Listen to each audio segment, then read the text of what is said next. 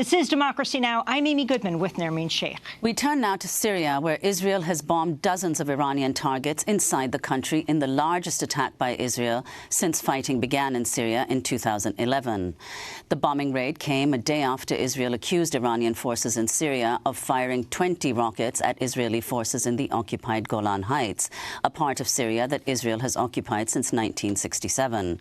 Israeli Defense Minister Avigdor Lieberman described Israel's military assault. We have, of course, hit all of the infrastructures. Not all, but almost all of the Iranian infrastructure in Syria. They must remember the saying, if it rains here, it will pour over there. And I hope that we finished this chapter and that everyone got the message.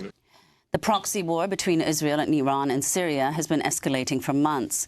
Many analysts had predicted the fighting would increase following President Trump's decision to pull out of the Iran nuclear agreement. Soon after President Trump made his announcement on Tuesday, Israel put its troops on high alert and called up reservists. Israel was a leading critic of the Iran nuclear deal. The fighting between Israel and Iran is just one of several proxy wars now being fought inside Syria. Well, today we spend the rest of the hour looking at the fighting in Syria with a Syrian journalist and a New York artist who've worked together for years. Marwan Hisham, not his real name, but the name he goes by, is a Syrian journalist from Raqqa, now living in exile in Turkey.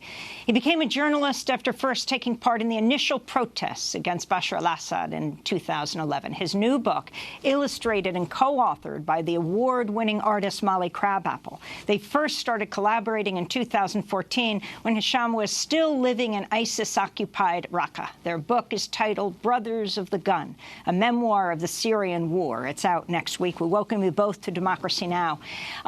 Marwan, thank you for joining us from Ankara, Turkey. Can you start off by going back to 2011 and explaining how you and why you got involved with your friends with the Syrian revolution against Assad, the uprising, and what happened next? So when the Arab Spring began into late 2010, it inspired people, especially young people, all over the Arab world. And somehow it was one fight against the Arab dictators. We do not have a functioning democracy in the Arab world. So, and there's feeling of relation between people in those different countries. So people got inspired by that, and when at the first opportunity to participate in those in the movement, in the protest against the Assad regime, people like us started to try to organize, join any protest, any sign of basically resistance against the regime. And then, yeah, with time, things started to change rapidly, especially when the regime started to crack down on protesters. So those same people started to take arm, and it became this bloody struggle we're seeing now. Well, Marwan Hisham, you dedicate the book to Nail and Tariq's parents, the two brothers who were your friends with whom you started to participate in the uprising. Could you explain what happened, what decisions they took and you took once, as you said, the opposition became militarized following Assad's brutal response to the uprising? So here we took it from different perspectives, from different attitudes.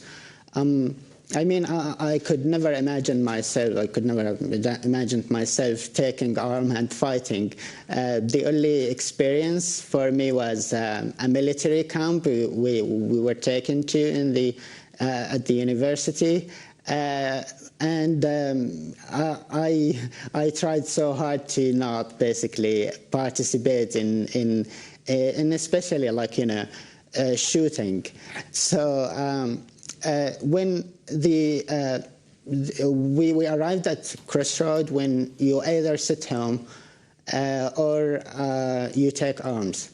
And Nail was very, very convinced that it was the only way to reach any kind of solution for this is basically to fight the regime, because in his opinion, the regime was so brutal and there is no way basically to get rid of it but through power.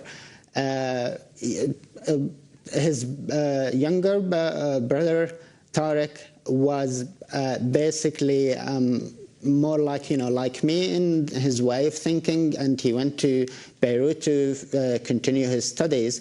But then a few months later, Nail was killed fighting at an army base near Raqqa.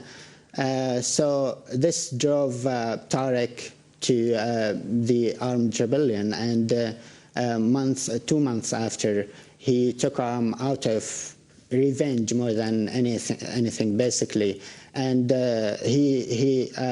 he didn't search for long to find the perfect armed group. The first available for him that sounded better than the others was al-Sham, and he joined and started fighting in their ranks. Well, Molly Crabapple, you worked with Marwan Hisham on this remarkable, extremely powerful book, Brothers of the Gun, a memoir of the Syrian war. Now, when you started working on this book, you were in New York City and Marwan was in Raqqa. So could you explain, first of all, how you got in touch, and then how you came up with the idea to collaborate on a book with your beautiful illustrations and his text, and also yours? Thank you so much for the kind words on our work. Me and Marwan have been actually collaborating for 4 years now. Around 2013, I started covering the Syrian war and the Syrian refugee crisis. And I got familiar with a group of people on Twitter. Some of them were Syrians, some of them were Syrian refugees, some of them were analysts, some were journalists, that would all talk about the war. And Marwan was a member of this group. Originally, I got to know him because he was a source for some of my articles about ISIS. But when I started studying Arabic, Marwan taught me a lot of Arabic. He has an amazing classical Arabic education. And we became quite close friends. Our first collaboration was that Marwan sent me surreptitious photos that he had taken in Raqqa, taken at huge risk to himself. This was considered spying by ISIS, and that would have been a death penalty offense. He sent me these photos, and I drew from them. And then Marwan, who at this point was writing political essays just for himself, he provided captions for the photos. From there, we realized that we really liked working with each other, and we wanted to create images of Marwan's city and of other cities under ISIS that weren't like the cliché that was being foisted in the media. In the media, the only images you had of those cities was either ISIS propaganda, or else just the typical images of bombed-out buildings, of torture, the horrors that people sometimes reduce the entire Middle East to. And Marwan and me, we wanted to show what daily life was like. So we did collaborations from Raqqa and from Mosul, and also from rebel-held East Aleppo, and we became very, very close. And then we got the idea to do a book together. The book is Brothers of the Gun, a memoir of the Syrian war. We're going to break for 30 seconds and then come back and also talk to Marwan about this bravery of taking a cell phone around when everyone knew he couldn't even use the cell phone. There wasn't Wi-Fi. There wasn't any way he could actually be using it as a phone, so that, of course, he was using it to take photographs. And where he stands on, I mean, opposition to ISIS, opposition to U.S. invasion, opposition to the Assad regime, what this all means for a Syrian in and out of Syria. Marwan Hisham and Molly Crabapple are our guests. Their book is Brothers of the Gun. Stay with us. Here on Democracy Now!, democracynow.org, The War and Peace Report. I'm Amy Goodman with Nermeen Sheikh. Our guests are the authors of a new book that is just coming out. Marwan Hisham and Molly Crabapple, Brothers of the Gun, a memoir of the Syrian war. I'm Amy Goodman with Nermeen Sheikh. So, Marwan Hisham, I wanted to ask you, as Amy and Molly both pointed out, you took an enormous risk to your life by taking these photographs. Could you talk about what it is that you wanted to convey about what life was like under ISIS-occupied Raqqa, and also your work there? I mean, you were effectively at running or helping to run an internet cafe in Raqqa where ISIS militants were, in fact, your principal customers. Yeah, so basically I wanted to perpetuate certain scenes. Like when Molly offered me this opportunity, I saw in it a perfect opportunity. And I had a rare access. Not everyone can basically do that. So when you have this gap, when journalists cannot come to areas occupied by jihadi groups, and a local as me had this opportunity, I wouldn't waste it. So the risk always there. So basically, I wanted to describe and depict life under ISIS in a way that is different, as Molly suggested. We do that, and it sounded, I mean, it's risky, yes, but then every day was risky under ISIS. Molly, you are an artist. Your cover artwork for Brothers of the Gun. Explain it to us and talk about a little more of the making of the images, as you relied on Marwan's photographs, how the rest of the media depicts what's going on there, and you tried to deconstruct that with this, your remarkable artistry. Thank you so much.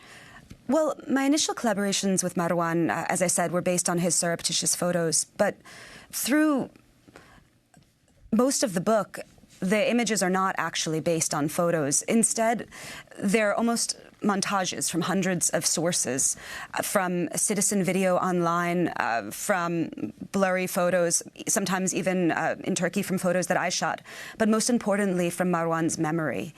For images like the scenes that we did at protests, I would speak with Marwan and he would describe it exactly to me. He would art direct it. He would even send me sketches or a pose, and he would tell me the exact things that he would remember, and I would draw them over and over again to try to make sure that they were true and try to make sure that they were real. I was trying as closely as I could to see through his eyes. And the cover image, that actually is based on a self-portrait that was shot by Tarek. Could you explain what it is on the cover? And it's a portrait of Tarek playing his gun as if it was a violin. And there was so much conveyed there. Tarek was studying poetry in Beirut before he joined Ahrar, and he wrote poetry throughout the war, even as he was becoming essentially an assassin for Ahrar. And that image, it reminded me of someone who was in this world that was immersed in death, and he was still holding on to this one bit of beauty. Marwan, before we go, the description of Raqqa today, the city that you've lived in for so many years, the destruction of Raqqa, more than 11,000 buildings destroyed, not clear how many people were killed in this last minute we have together.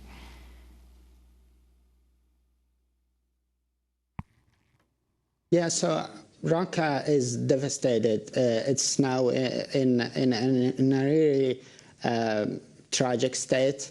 Although people now enjoy stability, but still they're struggling for basic services. There is no electricity, no water, except through tankers, and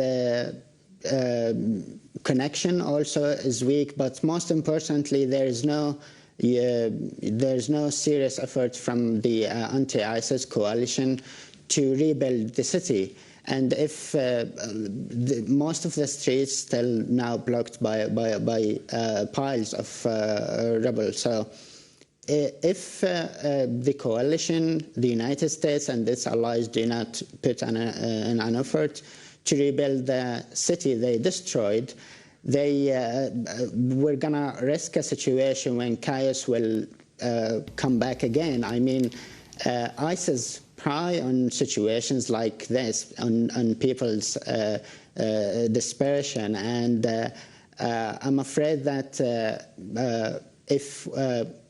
if there's no plan for what's next, we won't have stability for long in those Marwan areas. Hisham, I want to thank you for being with us. We're going to do part 2 and put it online as a web exclusive. And Molly Crabapple, their new book, Brothers of the Gun, a memoir of the Syrian war. I'm Amy Goodman with Nermeen Sheikh. Thanks so much.